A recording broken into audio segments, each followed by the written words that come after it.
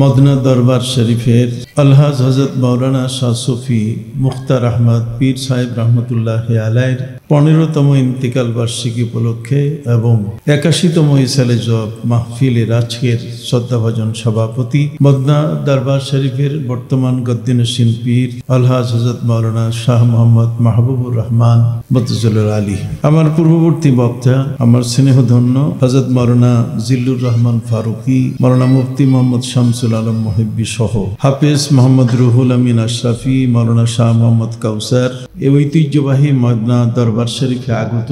মদনা দরবার শরীফ এটি সারসিনার আদলে, সারসিনার হুবহু ওই আদর্শে গড়ে ওঠা একটি দরবার, যে দরবারের প্রতিষ্ঠাতা পীর হযরত মাওলানা মুখতার আহমদ রহমতুল্লাহ আলাই যখন তিনি মক্কা শরীফে গিয়েছিলেন তখন সারসিনা পীর সাহেবের সাথে তার জামাতাও ছিলেন সেখানে আর যারা উপস্থিত ছিলেন তাদেরকে সৌদি বাদশাহ কাবা ঘরে প্রবেশের সুযোগ করে দিয়েছিল। সেই সুবাদে জনাব শাহ সুফি মুখতার আহমদ রহমতুল্লাহ আলাই তিনি কাবা ঘরের ভেতরে নামাজ পড়ার সুযোগ লাভ করেছিলেন। এমন একজন ব্যক্তি যিনি সারসিনা দরবারের আদর্শকে অনুসরণ করে এই বাংলাদেশের যেখানে ইসলাম ছিল না, মানুষগুলো যখন পথহারা ছিল, পথবিভ্রান্ত ছিল,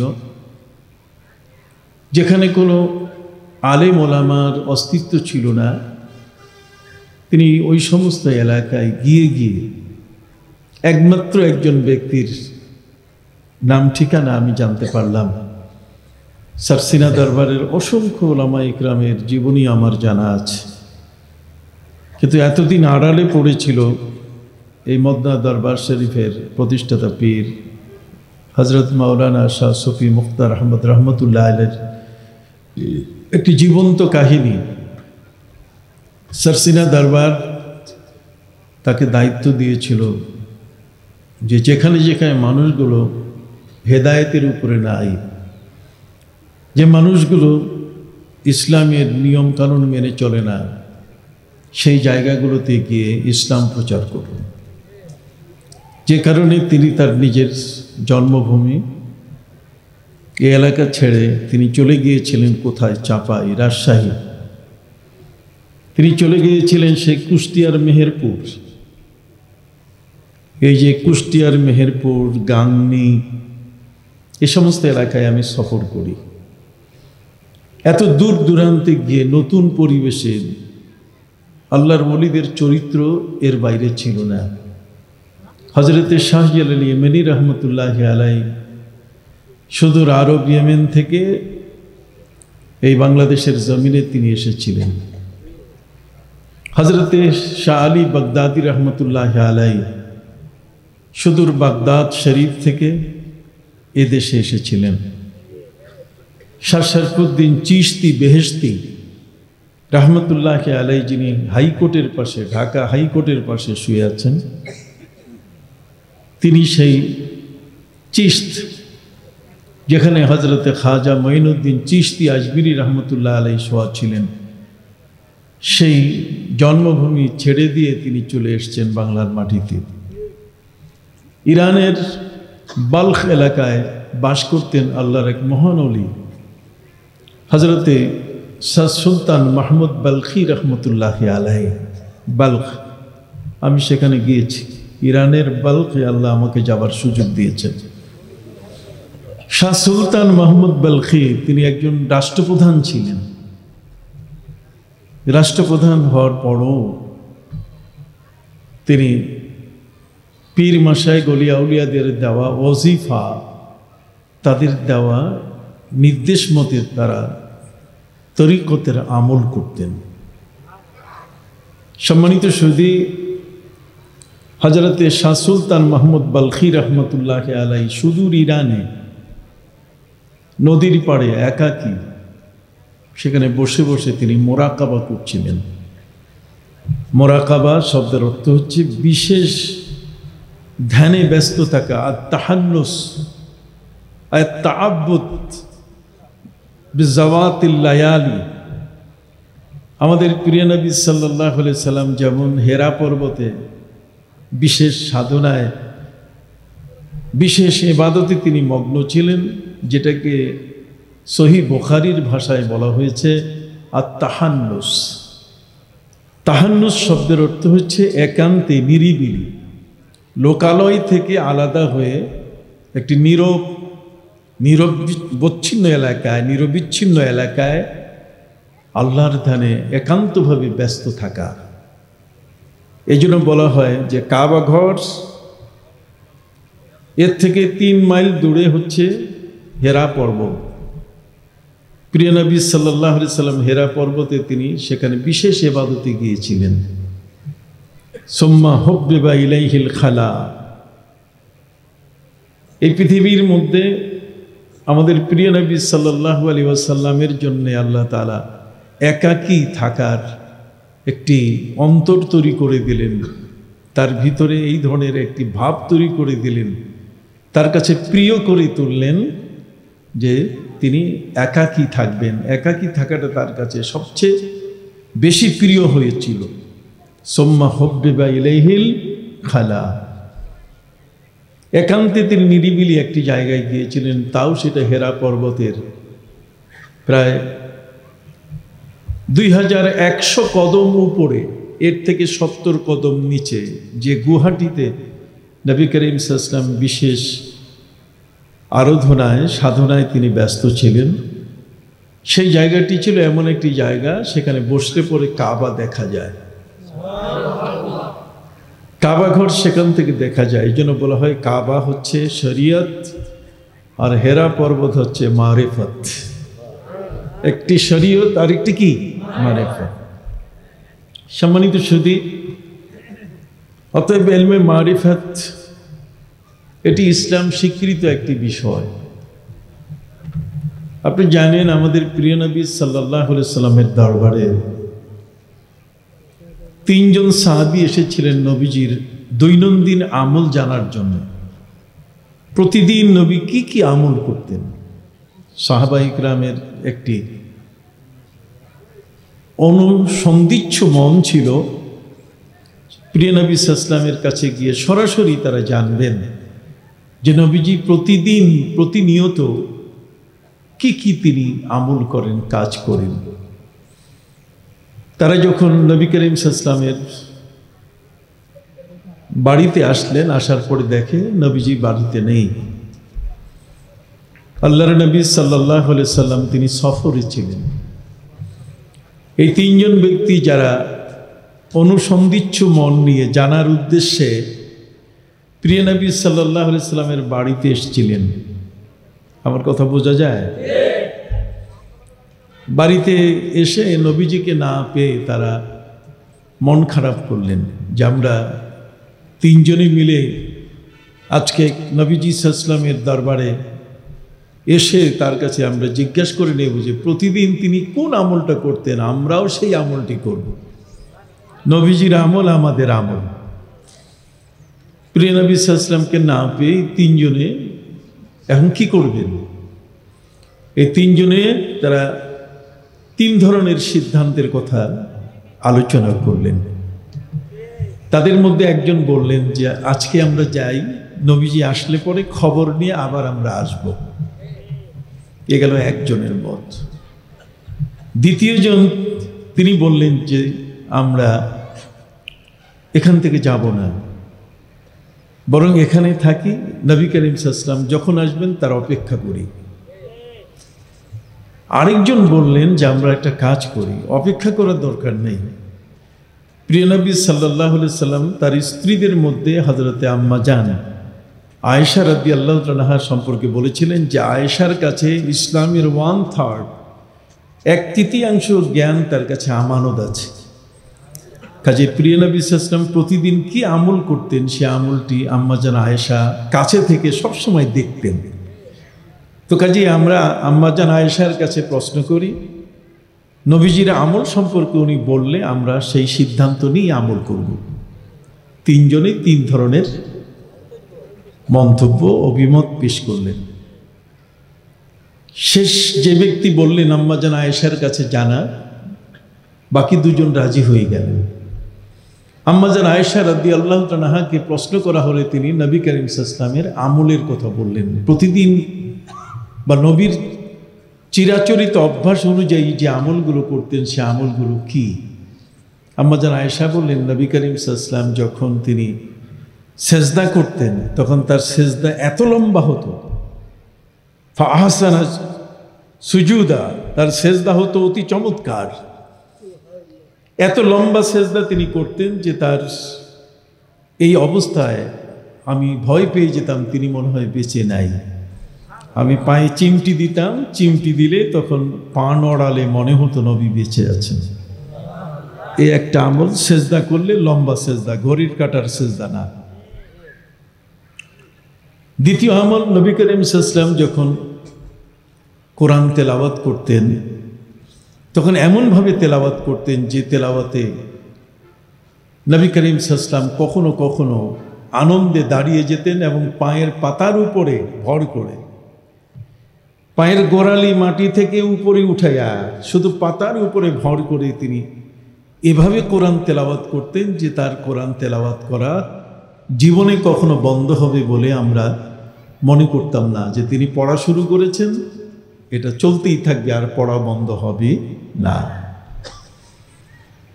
তৃতীয় নম্বর, আম্মা জান আয়েশা বললেন যে নবী করিম সাল্লাল্লাহু আলাইহি ওয়াসাল্লামের সেজদা এবং কেরাতের পাশাপাশি তার রুকুটাও ছিল খুব সুন্দর। সে রুকুটা এতই সুন্দর ছিল যে দীর্ঘ সময় পর্যন্ত তিনি রুকুতে থাকতেন। তিনজনে মিলে নবী করিম সাল্লাল্লাহু আলাইহি ওয়াসাল্লামের তিনটি আমল তারা ভাগ করে নিলেন। একজনে বললেন যে জীবনে কোরআন তেলাওয়াত শুরু করলে আর ছাড়ব না। আরেকজন বললেন যে সেজদা করলে এমনভাবে করব যাতে বাসায় কান্নাকাটি শুরু হয়, যেটা বেঁচে আছে না মরছে। আর তৃতীয় জন তিনি বললেন যে আমি খুব লম্বা রুকু করব, একটু নড়াচড়া করব না। এই তিনজনের সিদ্ধান্ত ভাগাভাগি করে নেওয়ার সময় প্রিয় নবী সাল্লাল্লাহু আলাইহি ওয়াসাল্লাম উপস্থিত হলেন। নবী করিম সাল্লাল্লাহু আলাইহি ওয়াসাল্লাম তাদেরকে জিজ্ঞেস করলেন তোমরা কেন?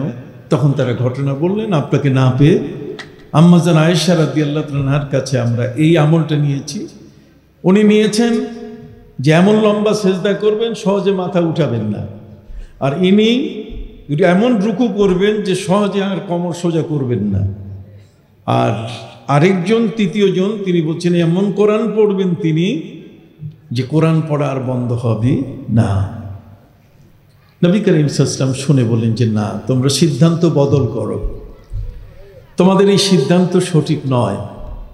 তাহলে আপনি চিন্তা করে দেখুন, যে মানুষটি লম্বা রুকু, লম্বা সেজদা, যে মানুষটি দীর্ঘ সময় পর্যন্ত কোরআনের তেলাওয়াত করবে, সবটাই তো ভালো কাজ। ইবাদতের মধ্যে অস্থিরতা এটা কখনো কাম্য নয়। তিনটেই ভালো কাজ, কিন্তু নবী করিম সাল্লাল্লাহু আলাইহি ওয়াসাল্লাম বললেন তোমরা সিদ্ধান্ত বদল করো, এই সিদ্ধান্ত পরিবর্তন করো। তারা বলছেন সিদ্ধান্ত পরিবর্তন করব কেমনে?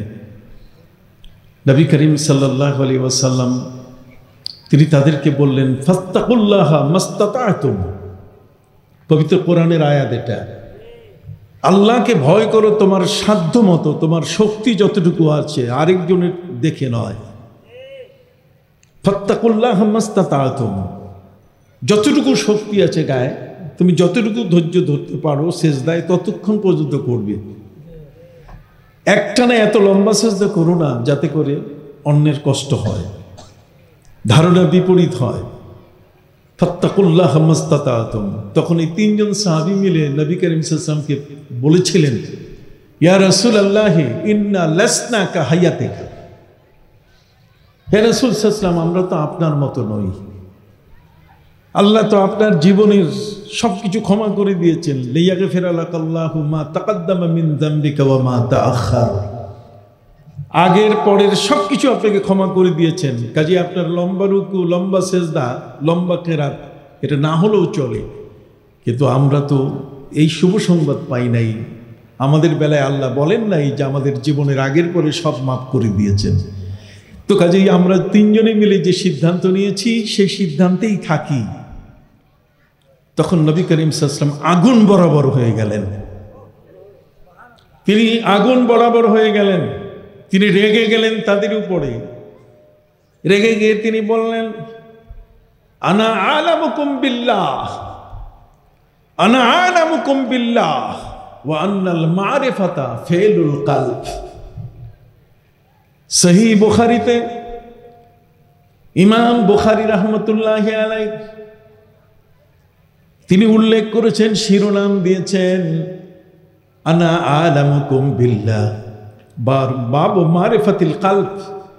কলবের মারিফত, সেই যে একটা কলব আছে, এই কলবের গোপন রহস্য খুঁজে খুঁজে নেওয়ার মতো আল্লাহ তাকে শক্তি দিয়েছেন। সুবহানাল্লাহ। কলবের মধ্যে গোপন রহস্য খুঁজার মতো কি আছে? শক্তি আছে। ফাইন্নাহা লা তা'মাল আবসার ওয়ালাকিন তা'মাল কুলুবুল্লাতী ফিস সুদূর। ভাইরা আমার, বাম দুধের দুই আঙ্গুল নিচে যে কলব, সেই কলব যে কত বড় শক্তিশালী, কত বড় পাওয়ারফুল। এই কলবটা যদি কোনো ব্যক্তি এটাকে শুদ্ধ মতো রাখতে পারে, আল্লাহ পাক রব্বুল আলামিন বলে দিয়েছেন, ইয়াউমা লা ইয়ানফাউ মালু ওয়ালা বানুনা ইল্লা মান আতাল্লাহা বিকলবিন সালিম। কিয়ামতের ময়দানে সম্পদের মালিক সম্পদ তাকে রক্ষা করবে না, সন্তান সন্ততি তাকে রক্ষা করবে না, ইল্লা মান আতাল্লাহা বিকলবিন সালিম, যাকে আল্লাহ একটি পবিত্র আত্মা দান করেছেন। সুবহানাল্লাহ বলেন। একটি কুলুস মুক্ত, কালিমা মুক্ত, ময়লা মুক্ত একটি কলব যাকে তিনি দান করেছেন। কথা বুঝতে পারছেন? অতএব এই কলবটা এটা অত্যন্ত পাওয়ারফুল একটা জিনিস। এটা কখনো কখনো মুতাকাব্বির হয়ে যায়, কখনো কখনো এটা অহংকারী হয়ে যায়, কথা মানে না, কথা শোনে না। পবিত্র কোরআন মাজিদে আল্লাহ বলে দিয়েছেন, কাযালিকা ইয়াতবাউল্লাহু আলা কুল্লি কলবিন মুতাকাব্বিরিন জাব্বার। সুবহানাল্লাহ বলে। কাযালিকা ইয়াতবাউল্লাহু আলা কুল্লি কলবিন মুতাকাব্বিরিন জাব্বার। আল্লাহ কখনো কখনো বন্ধ করে দেন, একেবারে লক করে দেন, এমন ভাবে চাবি মেরে দেন ওই কলবটা আর খুলে না। আপনি কি বুঝতেছেন কথা? কাযালিকা ইয়াতমাউল্লাহ, আল্লাহ মোহর মেরে দেন। আল্লাহ তাআলা কখনো কখনো বন্ধ করে দেন আলা কুল্লি কলবিন মুতাকাব্বিরিন জাব্বার। কলব এটা সিফাত। কলব হচ্ছে মানুষের অন্তর। আমি আরেকটু পরে আপনাকে বুঝাই বলবো, যেহেতু আমি অন্য কথা শুরু করেছি। সম্মানিত সুধী, কলব এটা কখনো কখনো মুতাকাব্বির হয়ে যায়, কখনো কখনো জাব্বার হয়ে যায়। এটা কখনো কখনো অহংকারী হয়ে বসে, কখনো কখনো এটা নির্দয় হয়, এটা পশুর চেয়েও খারাপ হয়ে যায়। কখনো কখনো এই কলবটা বেঈমান হয়ে যায়। কি হয়ে যায়? পবিত্র কোরআন মাজিদে আল্লাহ পাক রব্বুল আলামিন বলেন, লা ইয়াহজুনুকাল্লাযীনা ইউসারিউনা ফিল কুফরি ইয়াকুলুনা বিআফওয়াহিহিম আমান্না ওয়া লাম তু'মিন কুলুবুহুম। لا يحزنك الذين يسارعون في الكفر من الذين قالوا آمنا بأفواههم ولم تؤمن قلوبهم। মুখে মুখে সেই ঈমানের কথা প্রকাশ করে, অথচ তার অন্তরটা বেঈমান। কলবটা কি? আপনার কথা বলছেন না? কলবটা কি? আল্লাহ বলছেন ওয়ালাম তুমিন কুলুবুহুম, তার কলবের মধ্যে কি নাই? ঈমান নাই। পবিত্র কোরআন মাজিদে আল্লাহ পাক রব্বুল আলামিন বলেন, এই কলবটা কখনো কখনো বাঁকা হয়ে যায়, তেড়া হয়ে যায়। এটা যদি বক্র হয়, এটা যদি তেড়া হয়ে যায়, তাহলে এটা কথা শুনে না। পবিত্র কুরআন মজিদ আল্লাহ পাক রব্বুল আলামিন বলেন, الذين في قلوبهم زيغ فيتبعون ما تشابه منه ابتغاء الفتنة। অন্তরটা যদি বাঁকা হইয়া যায় তাহলে সবসময় সে ফিতনা করে। নামাজের পরে দোয়া নাই, মিলাদে কিয়াম নাই, নবীর রওজা জিয়ারতে যাওয়া যাবে না, কথা কোন না, সব উল্টা পাল্টা কথা। والذين في قلوبهم زيغ فيتبعون ما تشابه منه ابتغاء الفتنة, কথা কোন না। ওর কাজই হচ্ছে কি করা? ফিতনা করা। কখনো কখনো এই কলবটা সঠিকভাবে চর্চা না হওয়ার কারণে, কোনো ভালো মানুষের হাতে না পড়ার কারণে এই কলবটা কখনো কখনো এটা ঘুমায় থাকে, এটা গাফেল হয়ে থাকে। পবিত্র কুরআন মজিদে আল্লাহ পাক রব্বুল আলামিন বলেন, ওয়ালা তুতি' মান আগফালনা কলবহু আন যিকরিনা ওয়াত্তাবা'a হাওয়াহু ওয়া কানা আমরুহু ফুরতা। সুবহানাল্লাহ বলেন। দেখছেন যে জিনিসটা নিয়ে কথা বলতেছি, এটা কি জিনিস? বড় কঠিন। পবিত্র কোরআন মজিদে আল্লাহ পাক রব্বুল আলামিন বলছেন, খবরদার ওই ব্যক্তির অনুসরণ করবে না, ওই ব্যক্তির পিছনে যাবে না, দৌড়াবে না, তার স্লোগানে কোনোদিন তুমি এক স্লোগান হয়ে জোর আওয়াজ করবে না। ওয়ালা তুতি' মান আগফালনা কলবহু আন যিকরিনা, যেই কলবে আমার জিকির নাই, আমি আল্লাহর নামে জিকির হয় না, কথা কন না, সেই লোকগুলোর পিছু তুমি অনুসরণ করো না। ওয়ালা তুতি' মান আগফালনা কলবহু আন যিকরিনা ওয়াত্তাবা'a হাওয়া, সে তার মন মতো চলে, ইচ্ছা মতো চলে, প্রবৃত্তির অনুসরণ করে চলে। সম্মানিত সুধী বন্ধুরা আমার, কখনো কখনো মানুষের এই কলবটা রূঢ় হয়ে যায়। কি হয়ে যায়? রূঢ় হয়ে যায়। রূঢ় বুঝেন? রূঢ় মানে একটা শক্ত, এটা এমন শক্ত হয়ে যায় যদি বলবেন ঘাড় বাঁকা, ওটা সোজা হয় না। পবিত্র কুরআন মজিদে আল্লাহ পাক রব্বুল আলামিন বলেন, ইনিত্তাকাইতুন্না ফালা তাখযা'না বিল কওল ফায়াতমা'আল্লাযী ফী কলবিহি মারাদুন ওয়া কুলনা কওলাম মা'রুফা। সম্মানিত সুধী, কখনো কখনো কলবের মধ্যে তামা, লোভ জন্মে। কি জন্মে? লোভ জন্মে। এটা লোভী হয়ে যায়। পবিত্র কোরআন মজিদ আল্লাহ বলছেন, ওয়ালাউ কুনতা ফাজ্জান গালিজাল কলব লানফাদ্দু মিন হাওলিক। উহুদের ময়দানে প্রাথমিক পর্যায়ে যখন মুসলমানদের উপরে হামলা হলো, 70 জন মুসলমান যখন শাহাদাত বরণ করলেন, এরপরে সাহাবায়ে কিরাম যখন কেউ কেউ জানতে পারলেন নবী বেঁচে নাই, নবীজিকে শেষ করে ফেলা হয়েছে কাফেরদের তীরে, সম্মানিত সুধী, তখন ওই মানুষগুলো সাহাবায়ে কিরাম যারা, তারা নিজের ঘরে ফিরতে ছিলেন, নবী নাই, আর যুদ্ধ করব কাকে দিয়ে, কাকে নিয়ে। বাড়িতে যখন ঘরে প্রবেশ করছিলেন, তখন ঘরের মেয়েরা, যার যার ঘরের স্ত্রীরা হাত উঁচু করে ব্যারিকেড সৃষ্টি করেছে যে তোমাদেরকে ঘরে ঢুকতে দিব না, আমাদের নবী কই?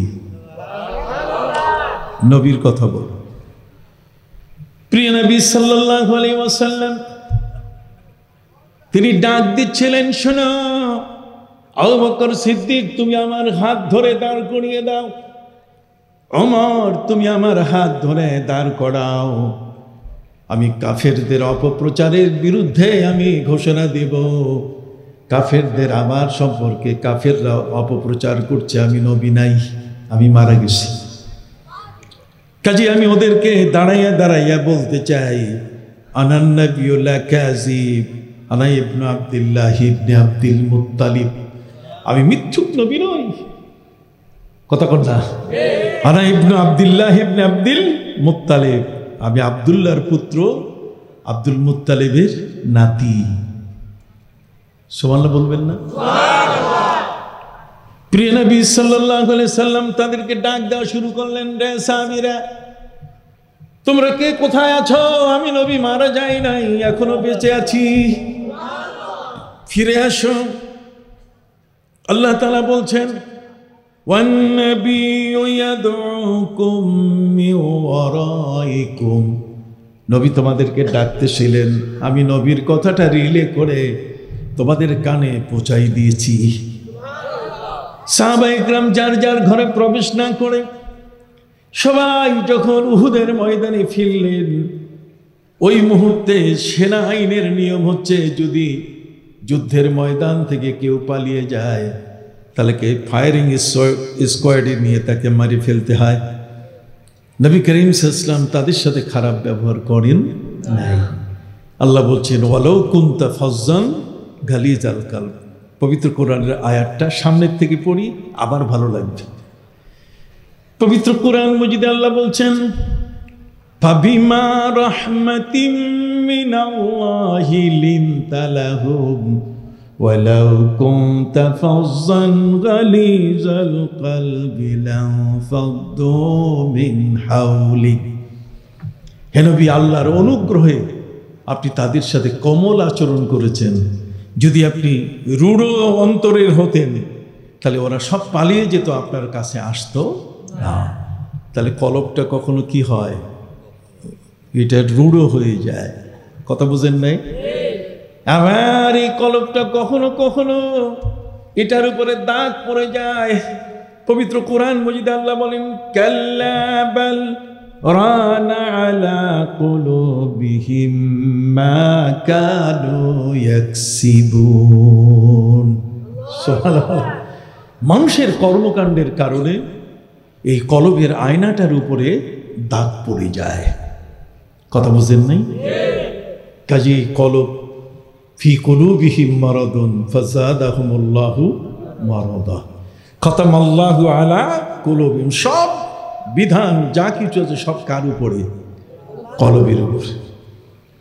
এই কলবটা যেখানে আছে, এটাকে যদি আমরা হার্ট বলি, কলব, এই কলবটা যদি কোনো কারণে আল্লাহমুখী না হয়, এটা যদি শয়তানমুখী হয়ে যায়, তাহলে সেই কলবটা এটা অনেক সময় আমাদেরকে বিপদে ফেলে দেয়।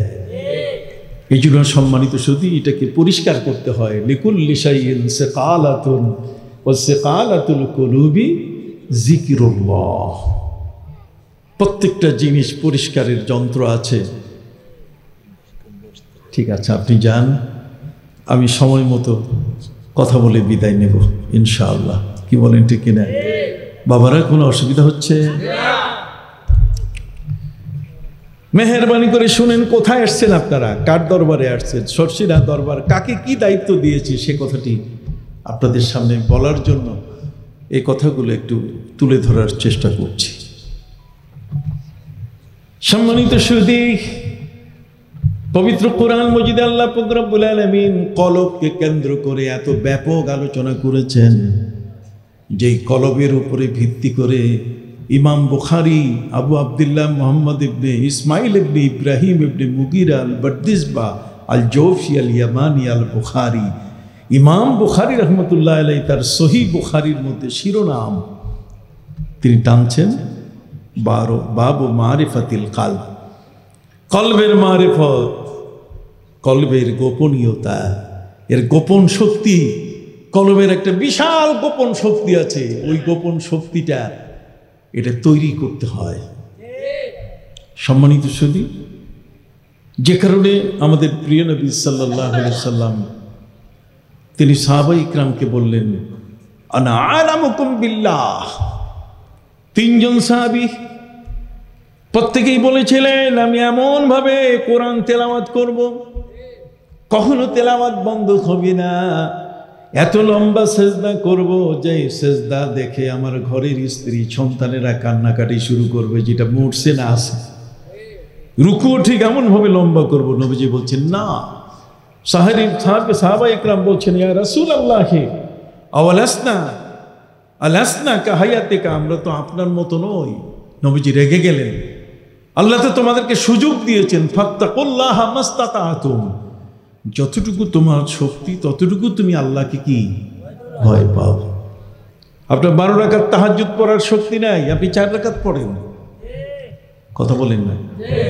যেটা করার শক্তি নেই সেটা কি কম করেন, তাও সবসময় চালু রাখেন। সুবহানাল্লাহ বলেন।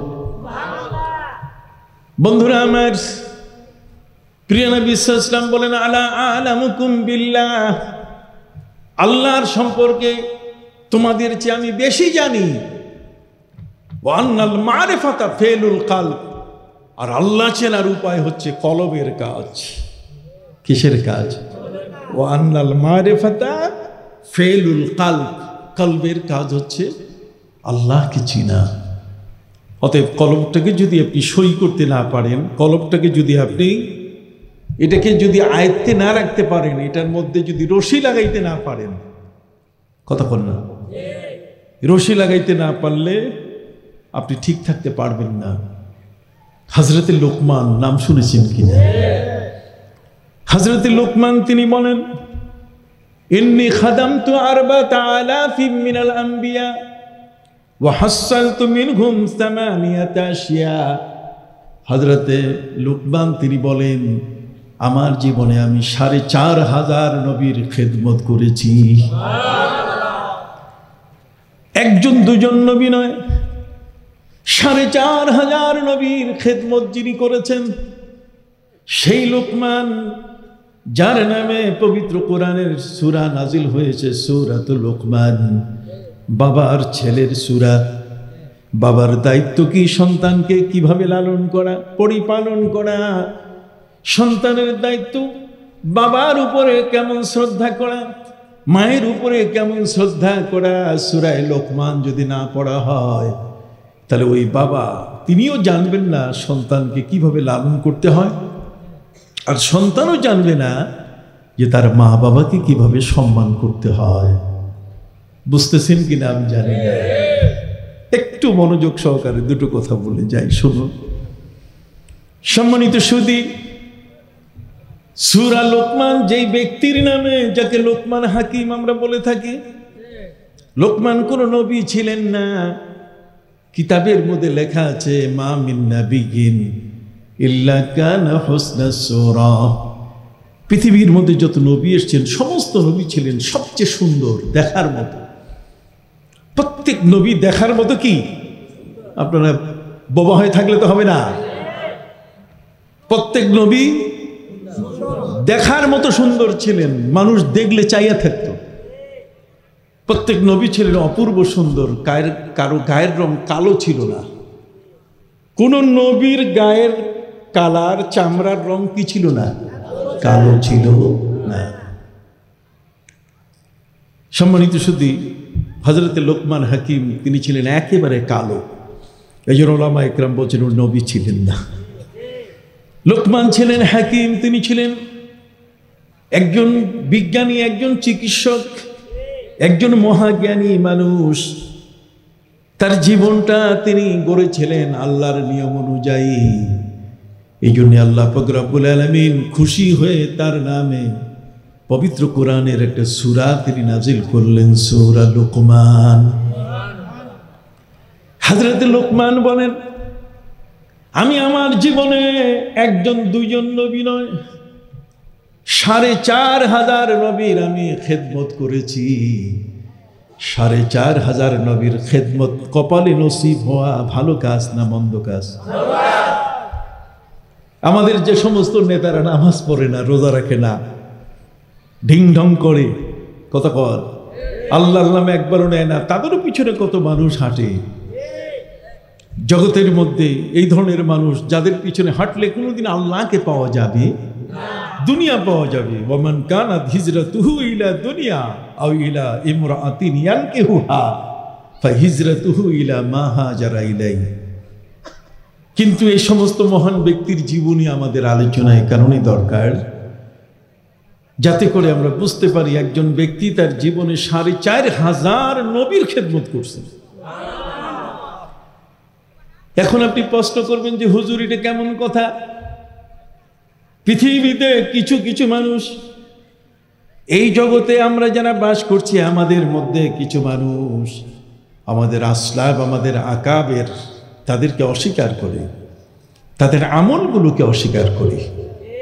ইমাম আবু হানিফা রহমতুল্লাহ আলাইহি এশার উযু দিয়ে ৪০ বছর তিনি ফজরের নামাজ আদায় করেছেন। নুরুল ইজা নামক একখানা কিতাব আছে, ফিকার কিতাব, খুলে দেখেন সেখানে স্পষ্ট করে লেখা। সেই ইমাম আবু হানিফা রহমতুল্লাহ আলাইহি সম্পর্কে তারা বলছে যে এটা কি সম্ভব, এশার উযু দিয়ে ৪০ বছর ফজরের নামাজ পড়া? তার কাছে এটা অসম্ভব। কিন্তু ইমাম আজম ইমাম আবু হানিফা রহমতুল্লাহ আলাইহির কাছে এটা অসম্ভব ছিল না। সুবহানাল্লাহ বলুন। আমি যেটা করি না, আমি যেটা পারি না, কিন্তু আমার চেয়েও তো আরো অনেক ব্যক্তি আছে যিনি আমার চেয়ে আরো অনেক কিছু পারেন। এই ছোট বুঝটুকু, এই জ্ঞানটুকু মানুষের মধ্যে খুব কম। যা হোক, যে কথাটি বলতেছিলাম,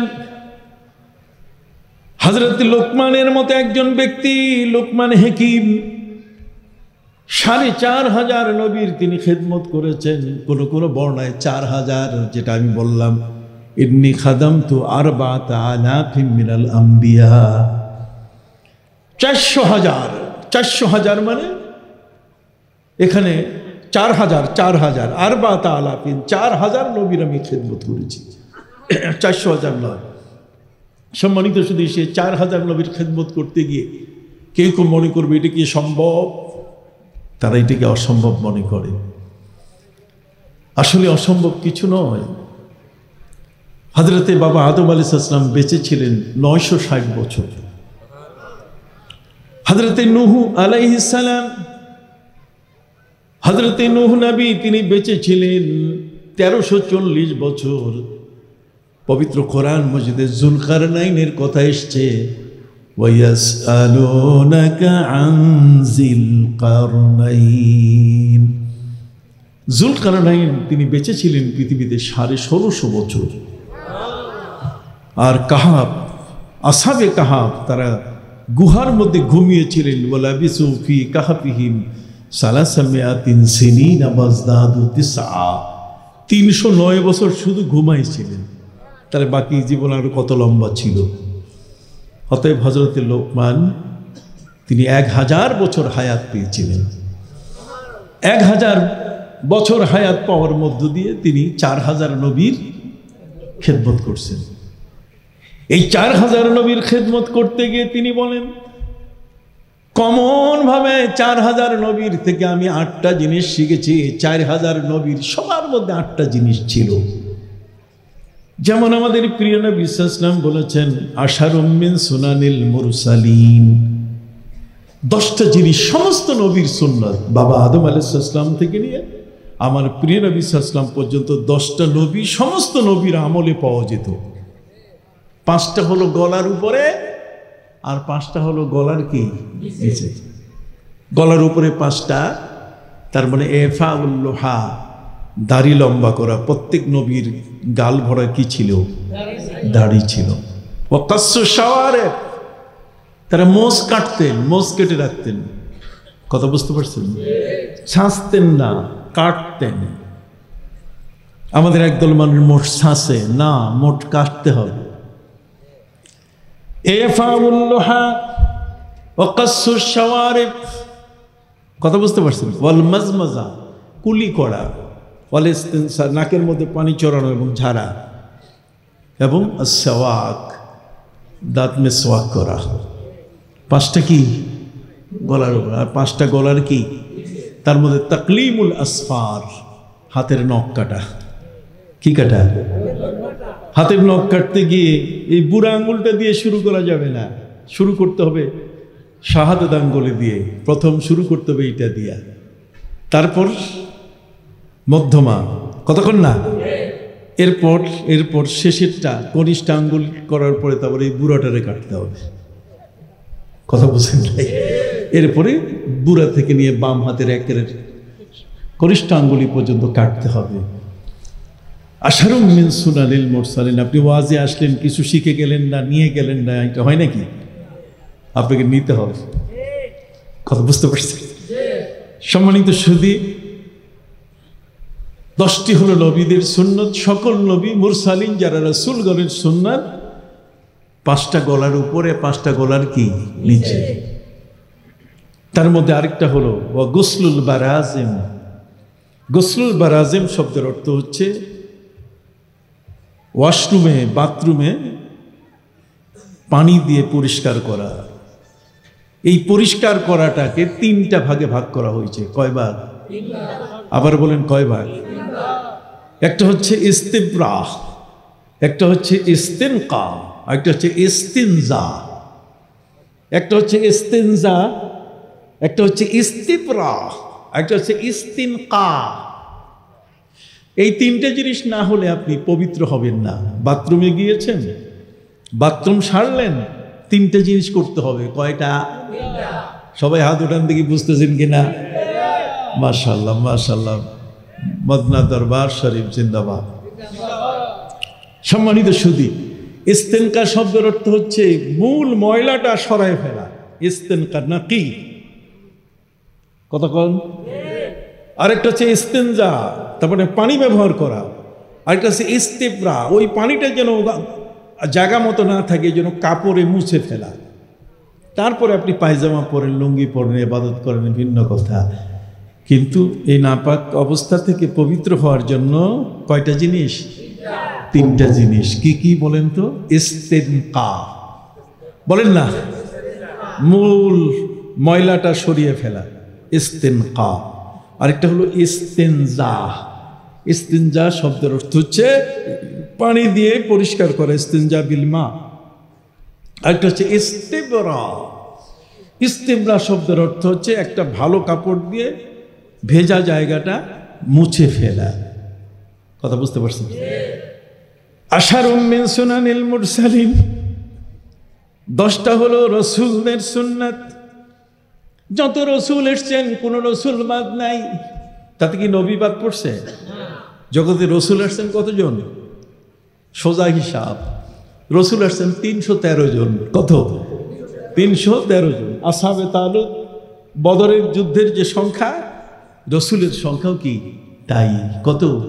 313 জন হলেন রসুল, আর বাকি সব কি নবী। অতএব যত নবী এবং রসুল এসছেন সবাই 10টা আমল করেছেন। 5টা গলার উপরে, 5টা গলার নিচে। তার মধ্যে একটা হলো তাকলিমুল আসফার, হাতের নখ কাটা।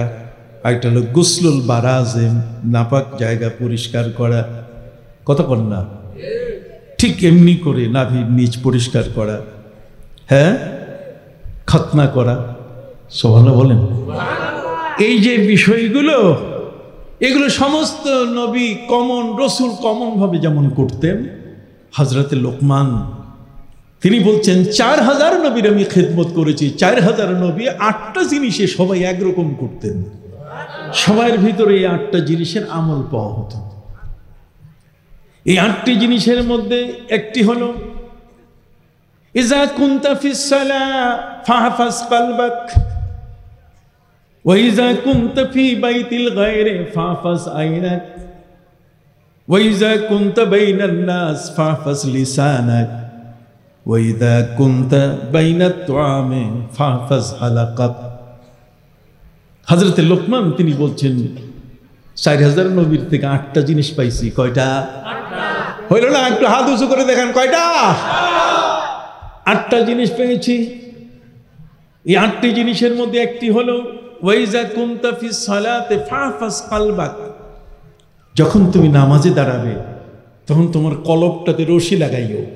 এই যে কলবটা, ফাহফাজ কলবাক, কলব, কলবটাতে রশি লাগাতে বলা হয়েছে। কলবটাতে যদি আপনি রশি না লাগান তাহলে নামাজ থেকে ও ছুটে যাবে, ও চলে যাবে আপনার দোকানে, চলে যাবে খেলার মাঠে, চলে যাবে আপনার ঘরে, নানা রঙ্গমঞ্চে সে চলে যাবে। তাহলে কলব এটা বিরাট একটা জিনিস না, এর রশি দিয়ে বাঁধতে হবে। ওয়াইজা কুনতা ফিস সালা ফাহফাজ কলবাক ওয়াইজা কুনতা ফি বাইতিল গায়রি ফাহফাজ আইনাক। যদি অন্যের ঘরে তুমি প্রবেশ করো, অন্যের বাড়িতে, তাহলে তোমার চক্ষু দুটাকে রশি লাগাবে, তোমার দৃষ্টিকে রশি লাগাবে, যাতে ওই ঘরের মেয়েদের দেখার চেষ্টা না করে। দেখছেন কত নসিহতপূর্ণ কথা। কি ভাই বলবো?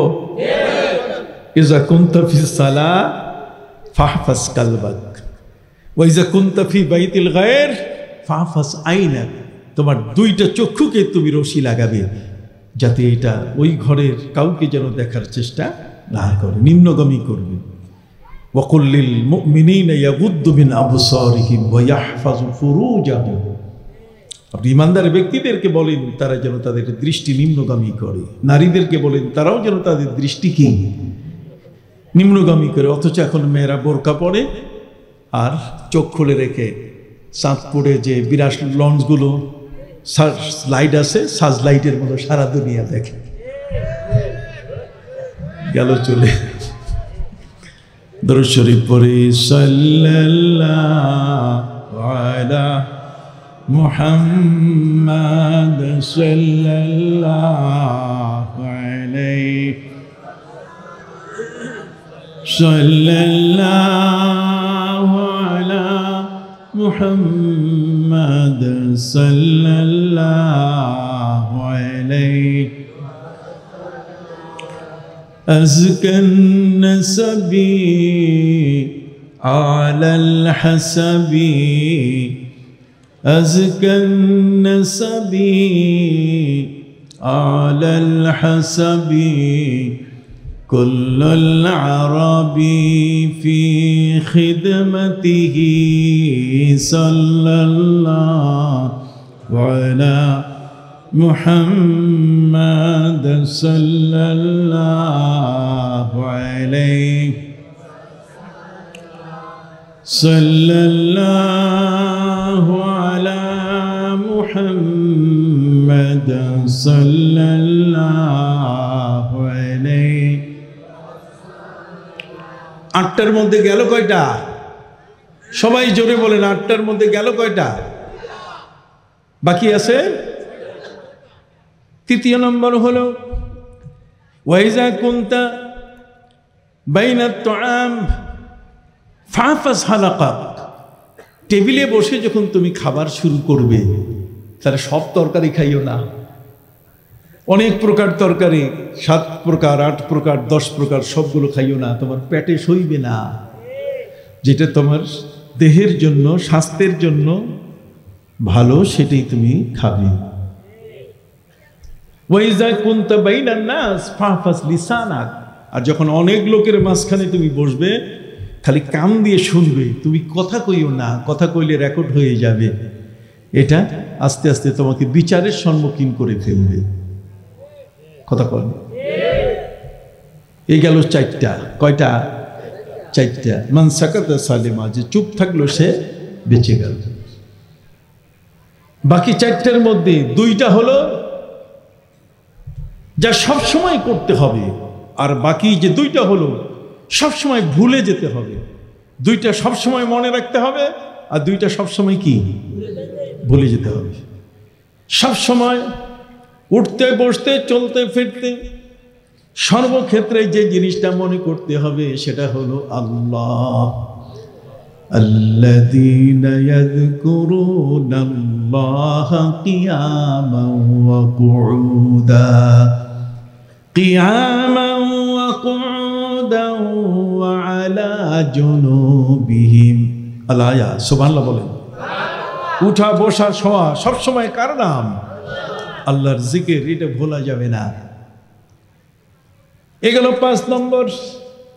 6 নম্বর হলো আল মউত, মৃত্যুটা কখনো ভোলা যাবে না, সব সময় মনে রাখতে হবে। الذي خلق الموت والحياة ليبلوكم أيكم أحسن عملا وهو العزيز الغفور। বড় করে বলে সুবহানাল্লাহ। তুমি যদি মৃত্যুকে ভুলে যাও তাহলে তুমি দেখবে সুদ ঘুষ এই যত হারাম আছে তোমার দ্বারা করা সম্ভব। তুমি আল্লাহকে ভুলে গেলে এই ধরনের অন্যায় অপরাধের জগতে প্রবেশ করা এটা তোমার জন্য কোনো কঠিন হবে না। আর যখন আল্লাহ তোমার মনে থাকবে, আল্লাহ যখন জাগরুক থাকবে তোমার মনে, তখন তুমি আর কখনো কোনো অবস্থাতেই পাপের কাজ অন্যায়ের কাজ করতে পারবে না। সম্মানিত সুধী, বাকি দুটো জিনিস সবসময় ভুলে যেতে হবে। এই দুটো জিনিসের মধ্যে একটি হলো ওয়া ইহসানুকা ইলা গায়রিক। যদি তুমি কারো উপকার করে থাকো এটা মনে রাখবে না, উপকার করছো ভালো শেষ, আরেকবার উপকার করার মন হবে। আর যদি উপকারটা মনে করে যে ওর মেয়েটাকে আমি বিয়ে দিয়েছি, তাহলে বাজারে যাওয়ার পরে আমার বোঝা যেটা আমি টানতে পারতেছি না ওর ঘাড়ে তুলে দিব, যেটা আমার বাসায় পৌঁছাই দিও। কেন? ওই লোকটা লজ্জায় কাঁধে করে নিয়ে যাবে, কারণ এ তো আমার মেয়ের বিবাহে টাকা দিয়েছে। খবরদার, যদি কারো উপকার করে থাকো তাহলে এটা মনে রাখবে না, আরেকবার উপকার করার মন সৃষ্টি হবে।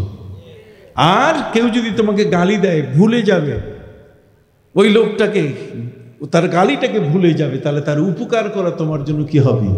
সহজ হবে। জোরে বলেন কয়টা? 8টা। যত নবী আছে 4000 নবীর খেদমত করেছেন হযরতে লোকমান, আর সেখানে তিনি বলছেন আমি 8টা জিনিস শিখেছি। তার প্রথমটা হলো কলব, এইটাকে রশি লাগাইতে হবে। কথা কল। এটা যদি মুতাকাব্বির হয়ে যায়, এটা যদি মুনকের হয়ে যায়, এটা যদি অহংকারী হয়ে যায়, তাহলে আপনি শেষ। সম্মানিত সুধী বন্ধুরা আমার, এই জন্য মারিফাতে কলব ইমাম বুখারী রাহমাতুল্লাহি আলাইহির মতো ব্যক্তি স্বীকার করেছেন। অথচ আজকালকের কিছু মানুষ যারা আছে তারা বলছে দূর কিসের, কলবটারে কপালে উঠায় রাখছে।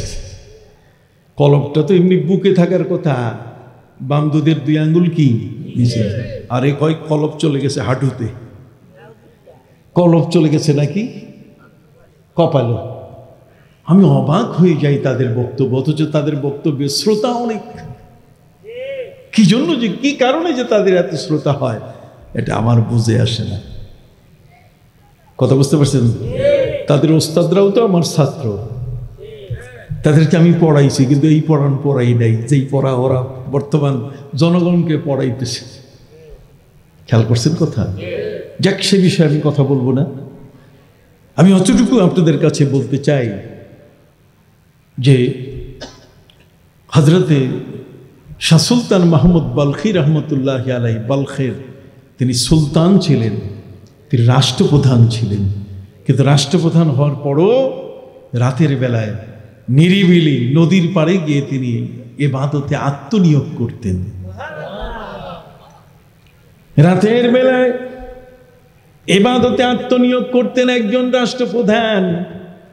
আমরা যদি সেই সুলতানি আমলের শাসনের দিকে তাকাই, আমরা বাবর হুমায়ুনের জীবনের দিকে যদি তাকাই, আওরঙ্গজেব তাদের জীবনের দিকে যদি তাকাই, আমরা যদি সম্রাট আকবরের প্রথম 20 বছরের দিকে তাকাই, সম্রাট আকবর তার ঘরে কোনো সন্তান আসতেছে না। তিনি শেষ পর্যন্ত দেখলেন যে তার স্ত্রীর গর্ভে সন্তান আসছে। তখন সিদ্ধান্ত নিলেন যে এই সন্তানটা যেন একটা ভালো জায়গায় জন্ম নেয়। এটা যদি সিনেমা হলে জন্ম নেয় তাহলে তো গান গাইবে সারা জীবন। কথা কন না? এটা যদি সুদখোর ঘুষখোরের বাড়িতে জন্ম নেয়, সারা জীবন সে সুদ খাবে, ঘুষ খাবে। এই জন্য পৃথিবীতে আল্লাহ পাক রব্বুল আলামিন কোন কোন স্থানের মর্যাদা দিয়েছেন। কবি বলেছেন শরফুল মাকান শরফুল মাকিন, শরফুল মাকিন শরফুল মাকান। কাবা ঘর আছে বিদায় মক্কার দাম বেড়ে গেছে, আর নবীজি মদিনা মুনাওয়ারায় আসেন বিদায় মদিনার মাটিরও বাতাস এর ধুলাবালিরও কি দাম বেড়ে গেছে। শরফুল মাকানে শরফুল মাকিন, আর শরফুল মাকিনে শরফুল মাকান, অর্থাৎ ভালো জায়গায় জন্ম নেওয়া। হযরত আলী রাদিয়াল্লাহু তাআলা আনহু তাকে নিয়ে বাজে কথা বলে, কিছু কিছু মানুষ তার মর্যাদা ক্ষুণ্ণ হয় এমন কথা বলে, অথচ সে জানে না হযরত আলী রাদিয়াল্লাহু তাআলা আনহু কাবা ঘরের ভিতরে জন্ম নিয়েছেন।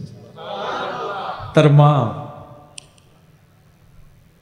মা ফাতেমা, কথা কন না, তিনি যখন গর্ভবতী হযরতে আলী রাদিয়াল্লাহু তাআলা আনহু যখন তার গর্ভে, তিনি নিয়মিত কাবা ঘরের চতুর্দিকে পরিষ্কার করতেন। একবার কাবা ঘর পরিষ্কার করতে গিয়ে দেখলেন কাবা ঘরের দরজা খুলে দেওয়া হয়েছে। তিনি সেখানে ভিতরে ঢুকলেন, কাবা ঘরের ভিতরটা পরিষ্কার করে দেবেন।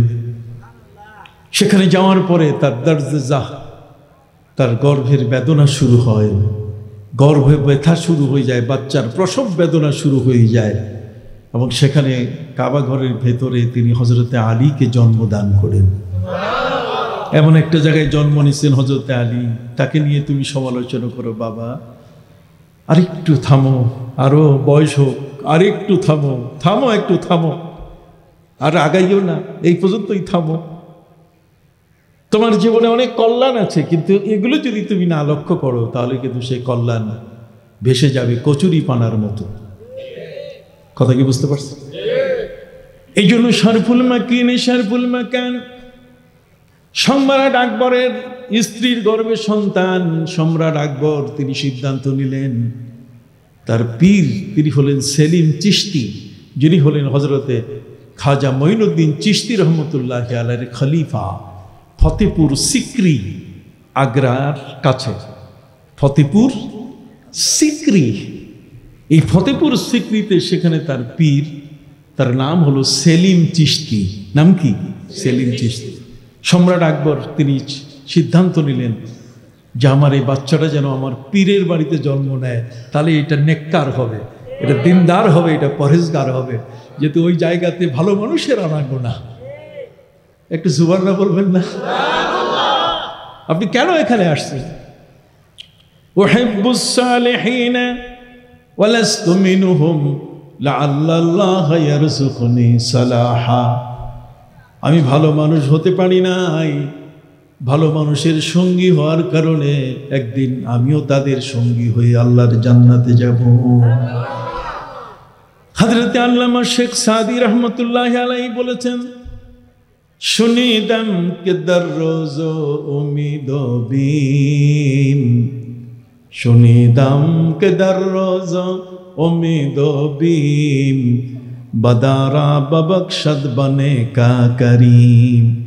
আমি শুনেছি কিয়ামতের কঠিন দিনে আশা ভরসা, আশাও আছে নিরাশাও আছে কিয়ামতের ময়দানে। অতএব সেই ময়দানের মধ্যে আমি শুনেছি বদারা ববকশদ বনে কা করিম, কিছু গুনাহগার মানুষ ভালো মানুষকে ভালোবাসার কারণে, ভালো মানুষের সাথে ভালোবাসা মহব্বত তৈরি করার কারণে সেদিন এই ভালো মানুষগুলোর সাথেও তারা আল্লাহর জান্নাতে প্রবেশ করবে, আল্লাহ তাদেরকে মাফ করে দেবে। এই জন্য এই দরবারগুলোতে আসা। আল্লাহ বলছেন, ওয়াত্তাবি সাবিলা মান আনাবা ইলাইয়া সুম্মা ইলাইয়া মারজিউকুম ফাউনাব্বিউকুম বিমা কুনতুম তা'মালুন। বড় করে বলুন সুবহানাল্লাহ। আল্লাহ বলছেন তুমি তারই অনুসরণ করো।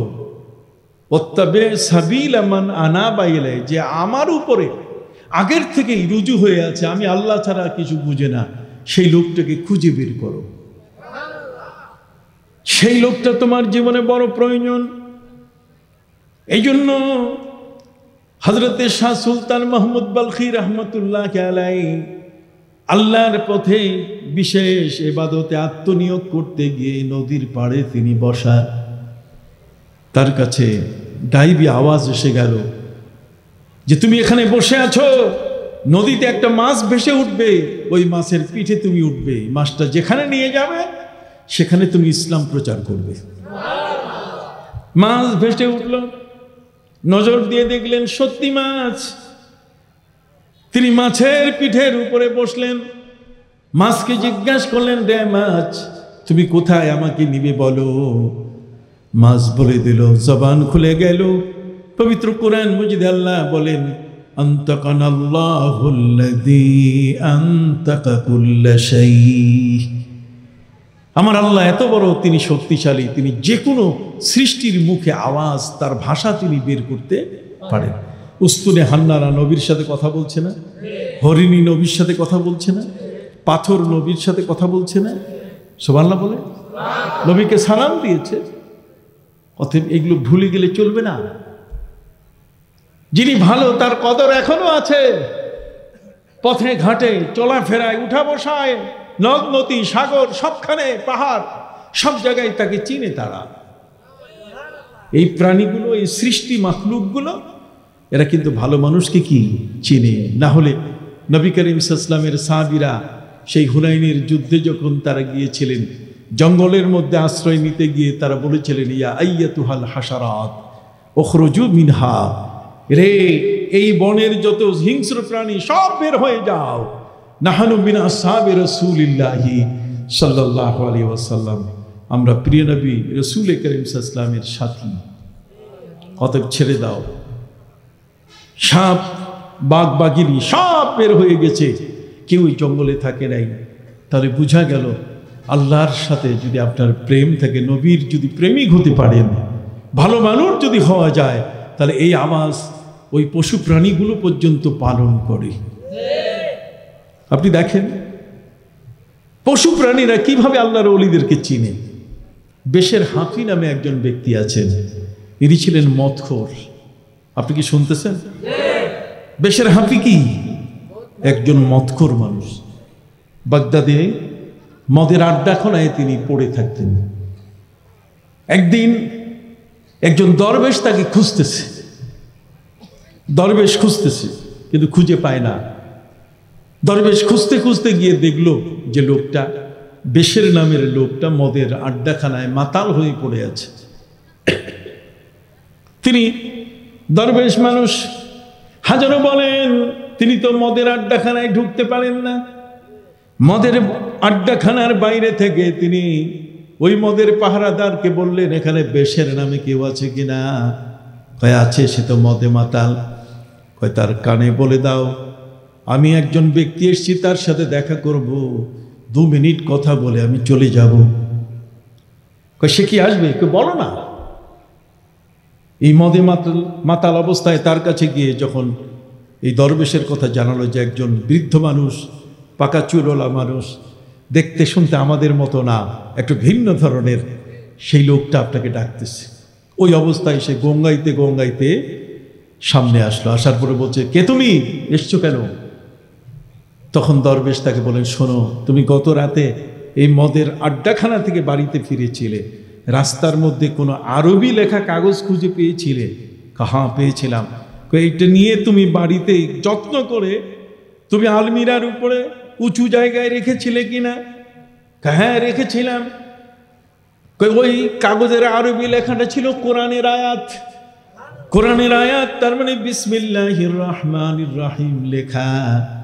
সেই তাসমিয়া শরীফা বিসমিল্লাহির রহমানির রহিম লেখাটা, এটাকে তুমি সম্মান করেছো কোরআনের আয়াত হিসাবে। আমার নবীজি বলেছেন, তাসমিয়াতু মিনাল কোরআন।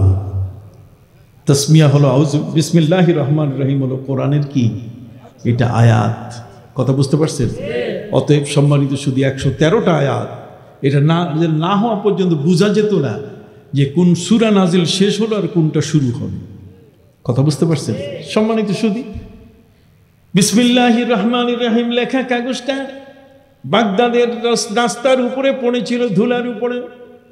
এই মদে মাতাল মানুষটা সেই কাগজখানা তুলে আরবি লেখা পেয়ে যত্ন করে নিজের বাড়িতে গিয়ে একটা সম্মানের জায়গা রেখে দিয়েছে। যেমন আমরা আমাদের কোরআন, এটা রেহেল সহ ওই উপরের তাকে রাখি, সম্মানের সাথে রেখে দিয়েছে। আল্লাহ খুশি হয়ে গেছেন।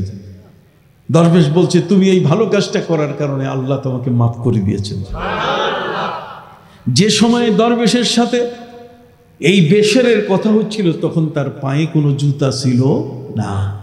হাফি শব্দের অর্থ হচ্ছে খালি পায়ের। কোরআনে আছে, ওয়াতারাল মালাইকাতা হাফিনা মিন হাউলিল আরশ। হাফ শব্দের অর্থ হচ্ছে খালি পা।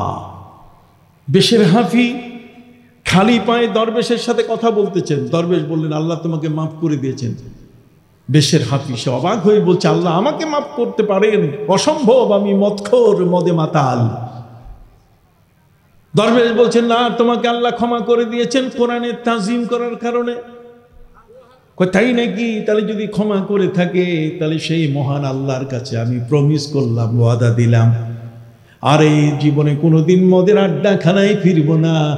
এখন থেকে আমি আল্লাহর পথে আমার জীবনকে উৎসর্গ করলাম। আর আমার জীবনে যেহেতু এই সংবাদটি আমি পেয়েছি এমন একটা অবস্থায়, যখন আমার পায়ে কোনো জুতা ছিল না, আমি যতদিন পৃথিবীতে বেঁচে থাকবো এই নিদর্শনটাকে ধরে রাখার জন্য কোনোদিন আমি পায়ে জুতা পরব না। বেশের আল্লাহর পথে বের হয়ে এলো, পায়ে তার কি? জুতা নাই। জোরে বলেন, পায়ে কি নাই? জুতা নাই। জুতা ছাড়াই সে এখন চলা শুরু করলো। সম্মানিত সুধী, এখন বাগদাদে যেখানে দিয়ে চলে আসা যাওয়া করেন তিনি, সেখানে তো অনেক গরু, ছাগল, ভেড়া, দম্বা থাকে। কিন্তু আল্লাহ পাক রব্বুল আলামিনের পক্ষ থেকে এই সমস্ত পশু প্রাণীদের উপরে আল্লাহ নোটিশ করে দিয়েছেন, আমার এই অলি বান্দা যে পথ দিয়ে হাঁটবে, খবরদার সেই পথে পেশাব পাখানা করো না। কথা কি বুঝতে পারছেন? তাহলে প্রাণীরা পর্যন্ত আল্লাহর ওলিদেরকে চিনে কিনা? অতএব মাছের পিঠে উঠলেন শাহ সুলতান মাহমুদ বলখি। মনে আছে? মাছের পিঠে উঠার পরে মাছকে তিনি জিজ্ঞাসা করলেন, রে মাছ, তুমি আমাকে কোথায় নাও? মাছ বলে উঠল, খোদার কসম আমি জানি না, বরং আল্লাহর ফিরিস্তারা আমাকে যেদিকে নিয়ে যাচ্ছে আমি সেদিকে যাচ্ছি। আনতে আনতে ইরানের বালখ। ইরান কত দূর? আপনি যদি ইরানে যেতে চান, তাহলে ঢাকা হজরত শাহজালাল বিমানবন্দর থেকে আপনাকে প্লেনে যেতে হবে দুবাই। দুবাই থেকে আবার সেখান থেকে যাইতে হবে কোথায়? ইরানে। কত দূরের পথ! কত পথ? অন্তত পক্ষে 3.5 থেকে 4,000 কিলোমিটার দূরে। এত দূরের পথ। সম্মানিত সুধী, সেখানের বলক এলাকা থেকে মাছের পিঠে তিনি উঠলেন, আর সে মাছ তাকে পিঠে বহন করে নিয়ে আসলো এই বাংলাদেশের মুন্সিগঞ্জের আব্দুল্লাহপুর পর্যন্ত, পদ্মা নদীর পাশে। পদ্মা নদীর পাড়ে এসে এই জায়গাটিতে এসে মাছ বলল, হুজুর, পানির সফর শেষ, এখন ডাঙ্গার সফর হবে, এবার স্থলভাগের সফর হবে। অতএব আপনি উপরে উঠেন, আমার পিঠে বসেন। এতক্ষণ ছিলাম আমি লঞ্চ, এখন আমি আপনার জন্য হয়ে যাব টয়োটা কার। সেই পিঠে বসাইয়া হজরতে শাহ সুলতান মাহমুদ বলখি রহমতুল্লাহ আলাইকে নিয়ে গেল মাছ বগুড়ার মস্তান, ওই যে বগুড়া মস্তানগড়ে। কথা বুঝেন নাই?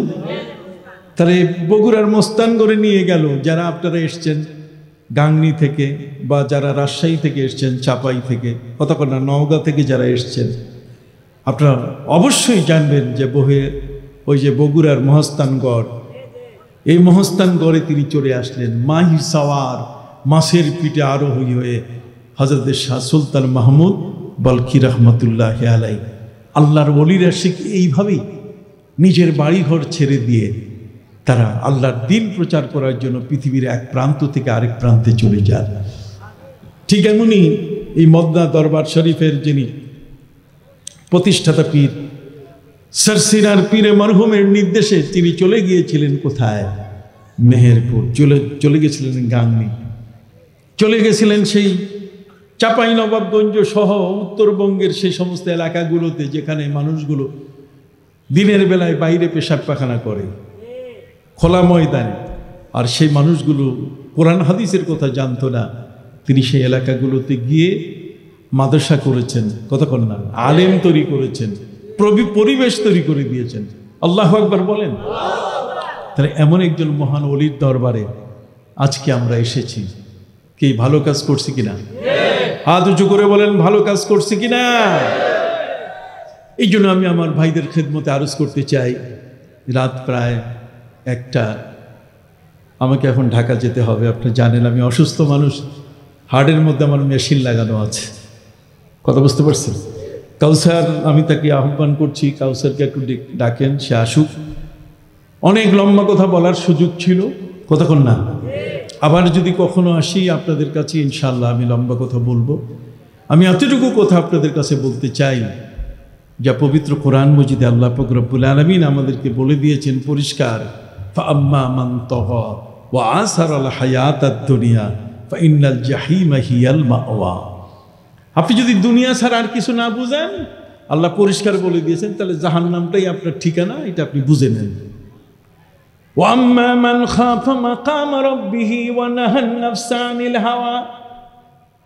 আর যদি আপনি সর্বোচ্চ মাকাম চান, কিয়ামতের ময়দানে যদি আপনার সর্বোচ্চ সম্মান যদি আপনি চান, ফাআম্মা মান খাফা মাকাম রাব্বি, আপনার রবের সম্মান যতটুকু সেটাকে যদি আপনি ভয় করেন, তাহলে আপনার সম্মানও আল্লাহ তাআলা এত উপরে করে দিবেন, যা পৃথিবীর মানুষ কোনোদিন এত বড় সম্মানই আপনাকে বানাতে পারবে না।